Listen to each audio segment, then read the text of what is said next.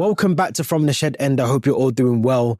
Welcome back. If you're new here, please make sure you subscribe to the channel, you like this video, and you also leave your thoughts and comments below. And also, again, the Linktree link in the description will take you to the social accounts and all the podcast episodes that we've previously recorded. Now, we did have Barrow yesterday at Stamford Bridge, Carabao Cup, third round. Now, if you listen to the live stream yesterday, you'll know that I personally said that we needed to guard against complacency. We had to be super, super careful. In terms of Barrow, the top of their league, League Two, I thought they would come into this game with a bit of venom and want to try and cause an upset in the cup.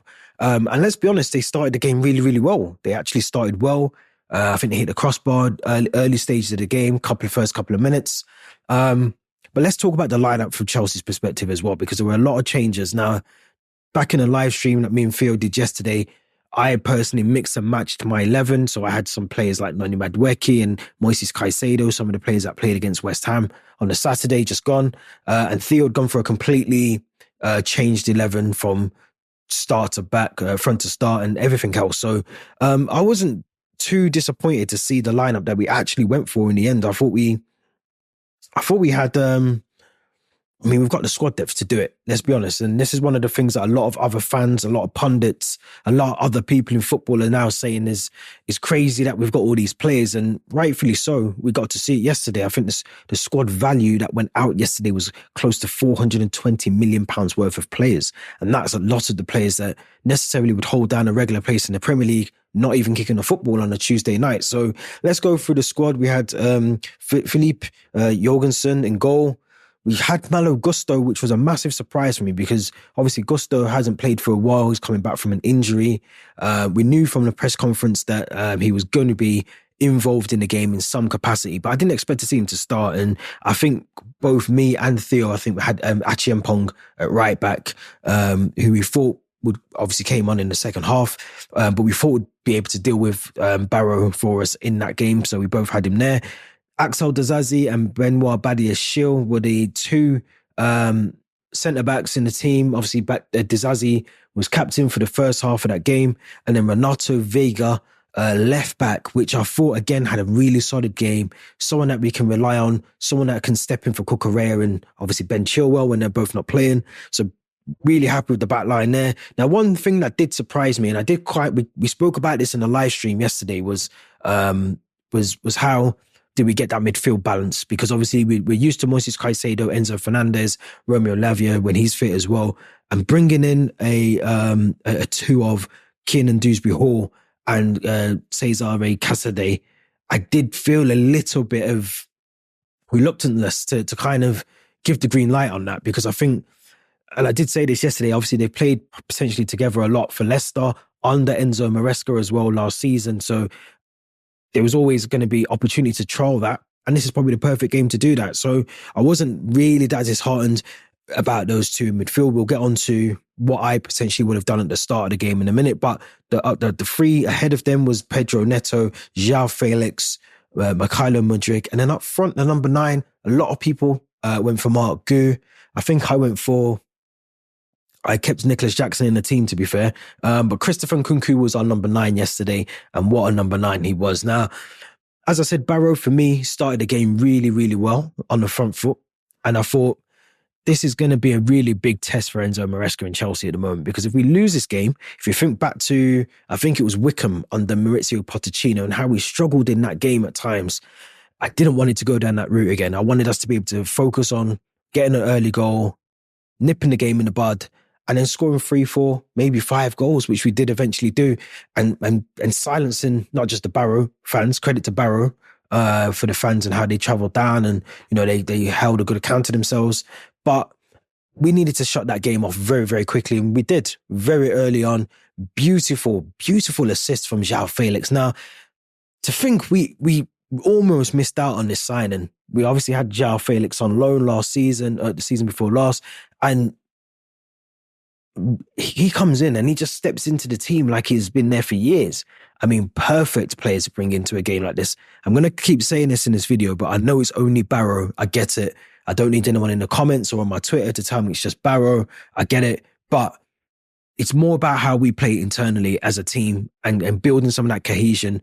Some of this squad that we're seeing in games like this against Barrow are potentially going to be the team that we're going to be seeing in the Conference League, in some of maybe the FA Cup, some Premier League games at times. There might be certain players that have to step in. So we need to make sure we've got a second string team, a B team, that is able to step up and play regardless of the opponent, whether it's Barrow, whether it's Leicester, whoever, Liverpool. We need a squad of players that one day, if we ever end up with 6 or 7 injuries at one period of a time, we've got players that can step in and do the job.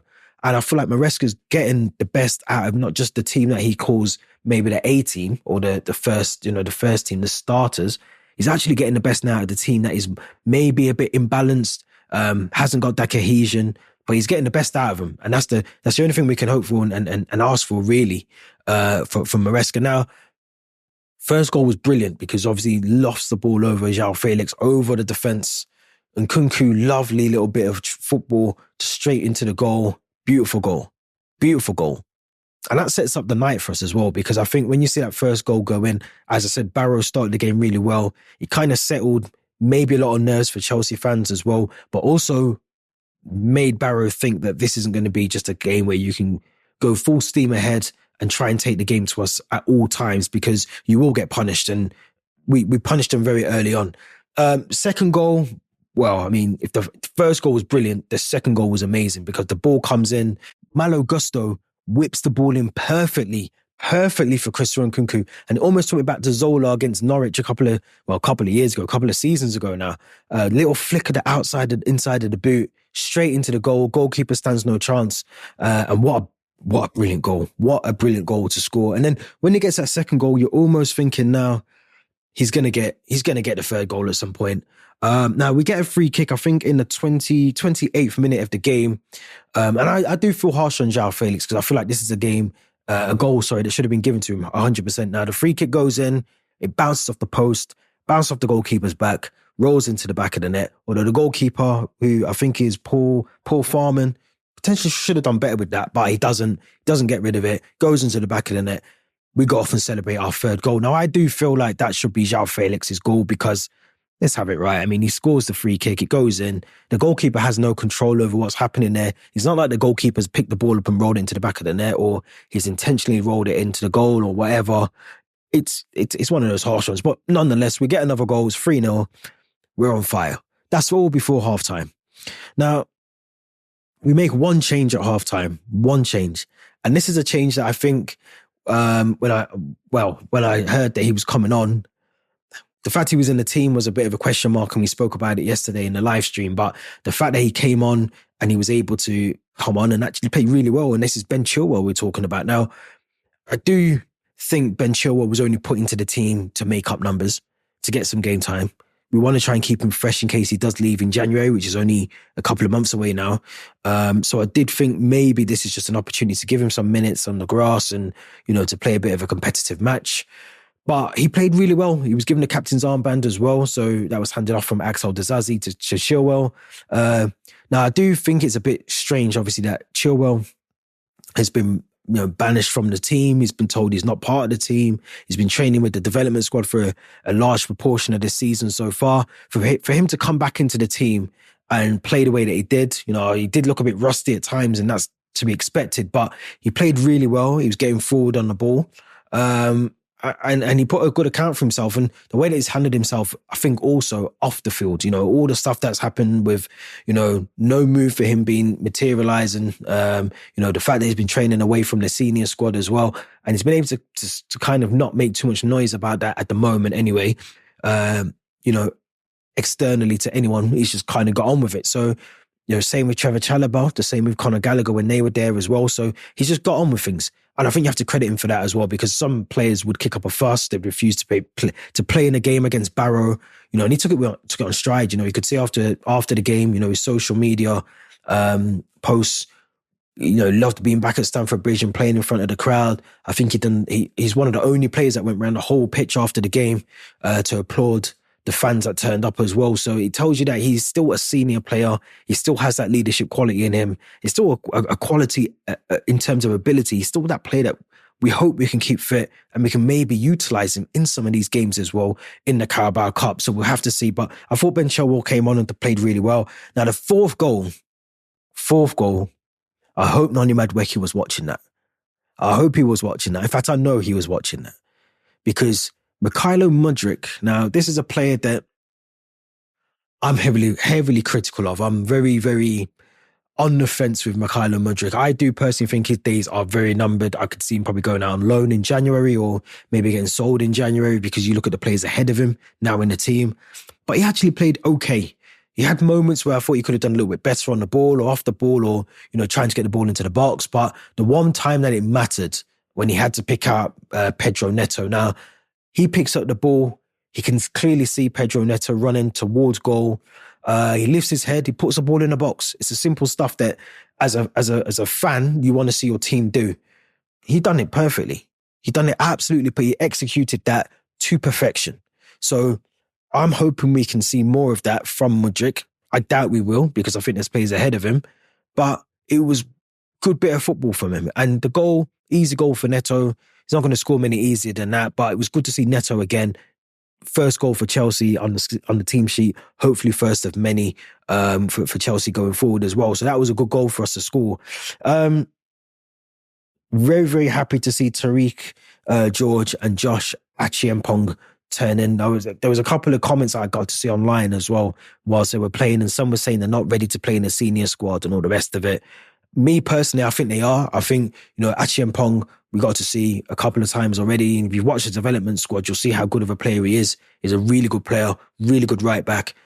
He can play some really good football down that right side. So I'm really impressed and hopeful that we'll see a lot more of him this season in the senior squad as well. And Tariq George, we know about him already. He played some games in the preseason games as well.